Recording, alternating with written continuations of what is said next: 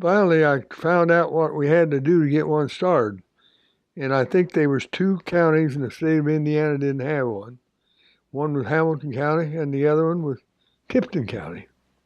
And I got some guys agree, Belden Landis and Fred Durr, Gavin Stewart, and maybe a couple more of them. So anyhow, we got the petition signed and got it organized and got everybody that we needed to get here. The group of us met on the board and decided that we would pursue the idea of Hamilton County becoming a saltwater conservation district. So we contacted the state committee and state offices, and they filled us in on what would be necessary. And it required a certain percentages of the agricultural land owners to sign a petition to request a district to be formed. So that was going to require quite a job. So I was with ASCS, and my committee decided that we did have contacts in every township, 3 men who helped in an advisory capacity to us. So we called them into a meeting. We discussed what we needed to discuss as far as, do we want to form a district? And everybody we very much needed. So we had petitions given to each one of them. They went into their respective townships and got signers. And within a week, 10 days, we had well beyond the required number of landowners who wished to form a district in this county rather than depend on help from other counties. So we did that, and that's the way the district was formed. They went into the state office, and they had a representative come up, and we elected board members at that meeting, and that was the start in the 70s of the Saltwater Conservation District. Back in those days, we worked a lot with agriculture people. That was our main clientele. There wasn't probably a whole lot going on in the urban area at that time. Shortly after I started, we reviewed erosion control plans, stormwater erosion control plans for urban sites. And so the volume of that work picked up quite a bit. And then at some point, we were doing around 300 plans a year. So then it kind of that became the bulk of our workload at that time. But I'll have to say that most stormwater districts originally worked with rural landowners, that being mostly farmers. And then we looked at erosion control and drainage. Those were the 2 main areas. Soil and water is a very important resource. We all like to eat, and the soil and the water together are paramount to meeting that need.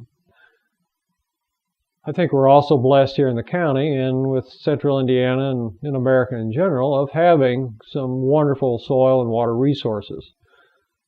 We are the breadbasket of the world. We do produce a tremendous amount of food. Soil and water means a lot of things to me. It really is the life force of everything. Water is important to every living being on this planet, and it has formed a lot of our features here. Locally, we depend on our water for recreation and for keeping us healthy and happy. And soil is also a foundation marker. It is what civilization is built on. We use soil for everything from building our homes to supplying us with food. So soil and water both, I think, are probably the 2 most important resources that we have, and protecting them is very important to us. From the agriculture standpoint, they've been very effective in providing At one time, we had a practice of tiling or drainage, subsoil drainage.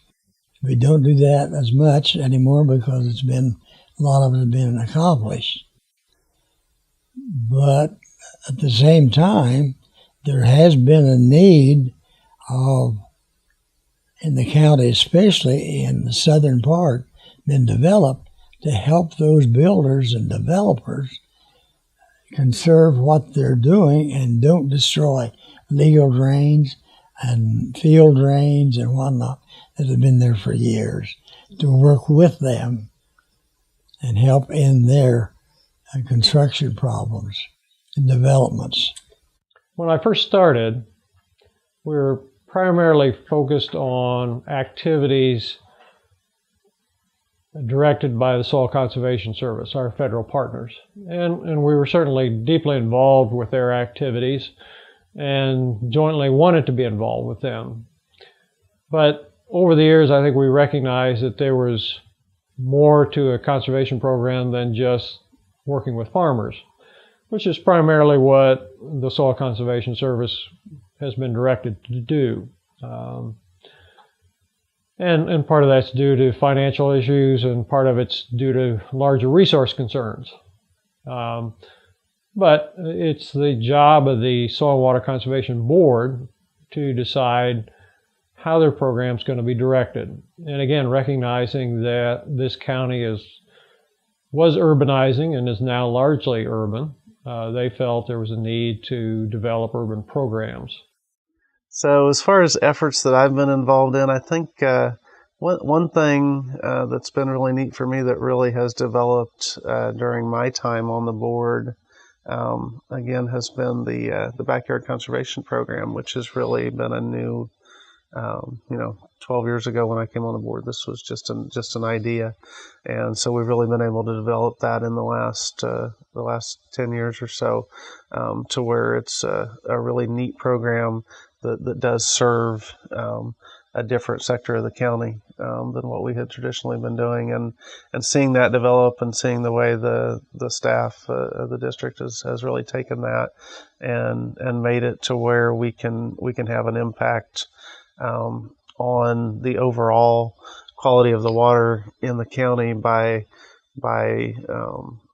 helping these HOAs and even these small plots in housing areas and things like that, and overall that has a big impact. So Hamilton County is obviously a little different than other soil and water conservation districts because we have such a big urban population in the southern part of the county. So the urban conservation program reflects that, providing a lot of the same technical assistance, addressing resource issues with a lot of the same practices you might use in an agricultural setting, but on a residential or just a lot smaller scale. So we do a lot of technical assistance and then provide cost share to help people implement some of those projects. Big focus on native plants, removing invasive plants, stopping runoff and erosion, trying to just enhance our urban communities. And then in 2016, we launched our urban agriculture program through grants, which helps bring a lot of the soil health and those different practices in, helping people start gardens or improve their garden yield through conservation, and then also trying to connect that into food insecurity in the county and get a lot of that produce into food pantries for those who are food insecure, and then developing the Hamilton County Garden Network, which connects all of the community gardens in the county and provides training and leadership training and experiences for those garden leaders to expand that network as well. Stewardship was always a hard concept for me to get my head wrapped around. It was a little elusive. I knew what it meant to be good to the land. I knew what it meant to encourage others to be good to the land. And I didn't realize that all that time I was being a steward and I was having stewardship. And that's really what it means, is it means to treat the land well so that it's available and around for future generations. It means to be conscious and conscientious of what you're doing and why you're doing it. And it really means to to be present and with the land and helping to preserve the land. And so for our future generations, I would really like to see more stewards, more individuals who thought of what their impact was when they were taking actions or doing actions. What is their impact to that resource? And how can they help to ensure that that resource is available now and for future generations? I think land and soil stewardship has always been a thing. Actually, when you talk to some old farmers, they'll tell you that their grandpa practiced crop rotations and even cover crops years and years ago. I think when agriculture became more industrialized or whatever, the focus on those things kind of got away, and the focus was more on just production and yields.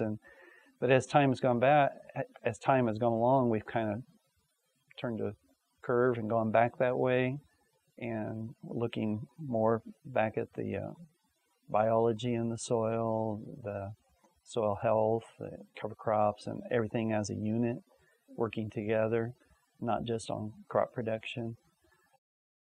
I certainly appreciate the support we've gotten over the years from our partners, whether that's the Extension, Purdue, the DNR, IDEM, Natural Resource Conservation Service, Health Department, County Highway, Surveyor. All those have pulled together at times to get the job done. And that certainly is an accomplishment as well, to be able to work with different partners to get one job done. It's the people. I've had so many great people that I've had the opportunity to work with on the board, as board members, as staff members in the district, and as people that are coming to the district asking for advice and things like that. I've just had the opportunity to do so many workshops and meetings and things, and get to know so many people in the county that I might not have interacted with otherwise. I think that's just been the neatest part. There will always be, in my opinion, a need for the Soil and Water District and the services and the education we provide. We're really the only unique entity in the county that does that. I'm proud to be the current chairman and trying to oversee what's going on in the district, hopefully doing a good job with that. And, I look forward to the next 50 years for the district and seeing how things change and what the programs will be. I think it's really exciting and ever changing. And, I'm proud of our district. I think Hamilton County is probably is the best district in Indiana at this point. We've got the most diversity, the most activity going on, and certainly have got the best staff of any of the districts that I've been involved with. And I just think it's exciting, and so I'm super proud of the district and everybody that's working here.